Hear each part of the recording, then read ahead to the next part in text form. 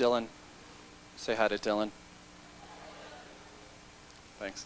Dylan's in math class, so he can't say hi back. But Dylan and I just kind of want to talk to you guys today about a few things. Dylan's amazing. He's an artist. He's a poet, singer. He can dance. He is also about to go through the biggest transition of his life. He's about to graduate high school in 2 months, right? We've heard a lot today about how we don't know what the future is going to be like, but I think we actually do know what the future is going to be like for Dylan, right? So in about 2 months, he's going to have to transition out of school, which he's known for the last 12 years, and go to college. He's going to have to figure out how to make college work, how to be successful. He'll probably fall in love for the first time. He'll have his first breakup very soon afterwards. He'll have to pick a major and then a career. And then when he graduates from college, he'll go ahead and have to figure out what he's going to do with his life. He'll struggle through that. He'll move into his own apartment for the first time. He'll fall in love again. He'll have a second breakup. All right? It happens. And then he'll have to learn how to be successful in his career. He's going to have to figure out how to make friends, how to go to IKEA and buy furniture, how to get the furniture from IKEA back to his house, right? There's a lot of stuff Dylan's got to deal with. Pretty intense stuff. At some point, he'll meet his third girlfriend, who he'll fall in love with, and he'll decide to marry. He'll have to figure out how to go ahead and have a marriage, where to do it, how to live with somebody for the first time. He's going to have to figure out how to maybe talk about not having a child, because boys don't like to have children early on, right? We know that about us men. But he'll have kids. He'll become successful in his career. He may change his career. He's going to deal with the death of his parents. He's going to deal with his own aging. He's going to have to go with his own midlife crisis. He's going to have to watch his own children go to school and grow up and leave the house. At some point, Dylan will figure out he's starting to age. At that point, he'll have to start doing what he's been doing the whole time, which is make some meaning from his life. There's big questions Dylan is going to deal with. What's purposeful in my life? How do I live a passionate life? What's my relationship to my God, my gods, or even my lack of God? And at some point, Dylan will have to deal with his own death. This kid here, even though we don't know what the future is going to be like, I think we know what he's going to go through, because we all go through it ourselves every day. So here's my question. Are our schools preparing Dylan for all that? Right? I don't think so. Right? And Dylan's a good buddy of mine. We've spent 4 years together. We often go ahead and leave after school and get tea together. It's odd, in schools the only time you can ever talk to kids is after school. I don't know how that ever got part of the system. So why don't we look at where it went all wrong in the American educational system so that Dylan's not getting really prepared for his life, right? So we'll go back 100 years. 1892, the National Education Association put together a committee of 10 people. The deal was this committee of 10 people were supposed to make the curriculum standardized. See, the problem, high school principals like me couldn't get people into colleges because every college had a different admissions pattern. So the committee, made up of the president of Harvard, 7 other presidents or professors from universities, the commissioner of the Education Department of the United States, and only 2 people who actually worked with kids, decided on what the education system would be across the United States, right?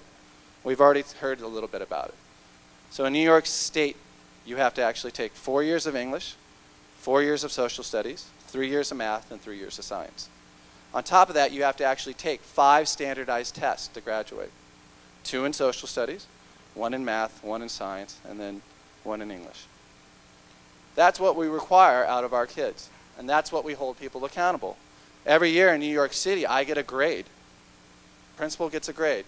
I get an A or a B or a C or a D, or God forbidding, I wouldn't be here today if I got an F, right? So there's intense pressure on myself and my staff to produce kids who can do well on these tests, because that's how we get graded, right? So schools, public schools, especially in New York City and New York State, put a lot of effort into those tests, regardless of what's going to happen to Dylan, right? So here's my thing. The system's all out of whack. We know this. When I first started the school, the first thing they asked me to do was come up with a mission or vision statement. And they said, here's the deal. It has to be a college prep school, and it has to be an art school. They didn't tell me why. They just said that's what it has to be. And I said, well, what's the art have to do with the college stuff? And they, well, I didn't, it went on for 20 minutes. I didn't understand it. So, a little interesting. So, they started giving me mission and vision statements, right? Really, like, we are committed to our vision of education. So, the word most often used in all the vision statements was rigor, right? You've heard this. We are going to have a rigorous curriculum. We're going to put kids through rigor. And I was like, oh, okay, that's what we're doing. We got arts. We'll be rigorous about that. We'll be rigorous about the other stuff.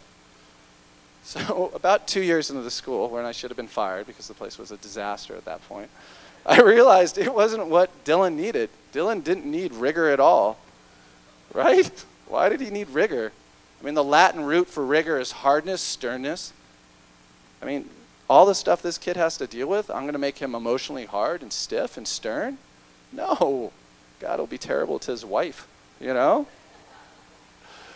So that's when things started going awry for me, because what I realized is I was all of a sudden opening a public high school in a system that doesn't support the emotional growth of kids. I and my school had become part of the instrument of kind of their, over-intellectualism. Because very early on in my career, I realized you can't separate the emotional, the social, the intellectual, and the academic. You just can't. You can't compartmentalize them. You can't deconstruct them.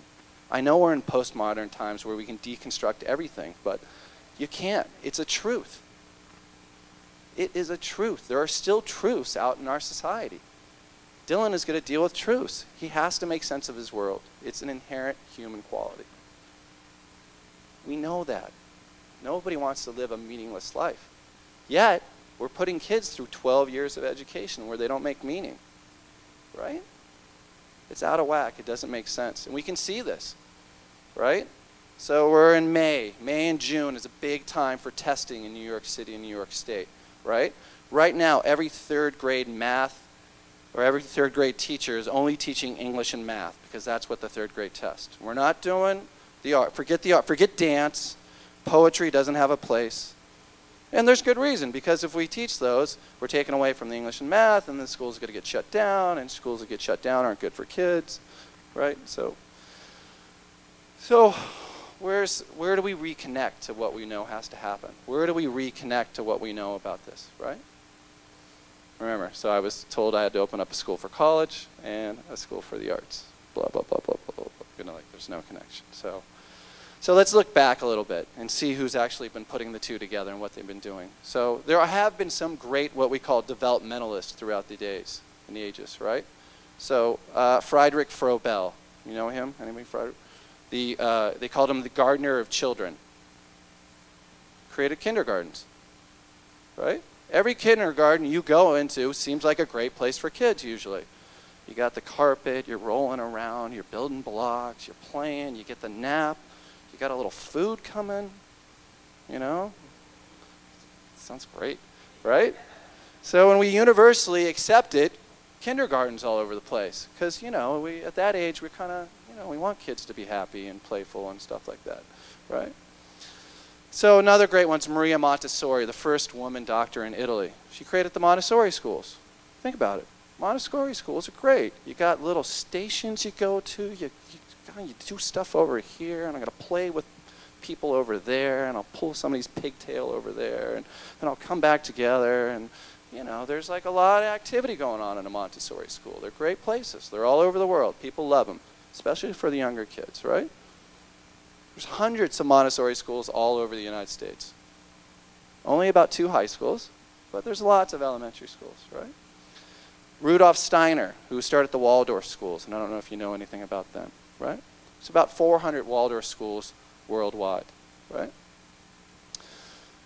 Waldorf, in particular, has 12 years of the arts. Dance. It's weird dance, but it's dance. They call it eurythmy. It's weird. Somebody laughed. You've done it before, right? It's weird, but it's movement. It's dance. That's maybe a little weird. It's not. It's not weird. It's weird. So basically Steiner and the Waldorf schools that have developed basically have taken developmental philosophy and they've said it's key to all 12 years. So here's what we're finding out from research on Waldorf kids. And if you've ever been in a Waldorf school, the kids are amazing. There's just something about them. It's hard to explain. They're friendly, they're nice, they're articulate, right? It's just something. So research on Waldorf kids has shown us that basically those kids test on their standardized test about the same level as kids around them. There's no loss for them doing all this artwork. And then when the kids hit college, they start out-testing the other kids. And you don't do test prep in a Waldorf school. Because what Steiner thought was that that stuff was developmentally damaging to kids. Do you get it? More and more research is coming out, and I just talked to 2 people today who said this, that the more the kids do the art, the better they do on the test. Right? Yeah, woohoo. So here's my thing, right? It's not rigor we need in schools, it's vigor. Do you understand? Right? Yes. Vigor is about growth. It's about activity. It's about that. Dylan's got some big stuff going on in the future. What we really, really need from him is just to go ahead and have a really good foundation. Because I believe in Dylan. I hang out with Dylan. He's my buddy. He's taught me a little dance thing, that I can't do, But no. Who was that? No, but the thing is with Dylan and I, it's I know if he has a good foundation, if he's done the social and emotional work, he's going to be fine. And that's what our job is as educators and artists and art teachers and art educators and politicians, is that we got to get the arts back in the school. Not for me, but for Dylan. And by the way, today is his birthday.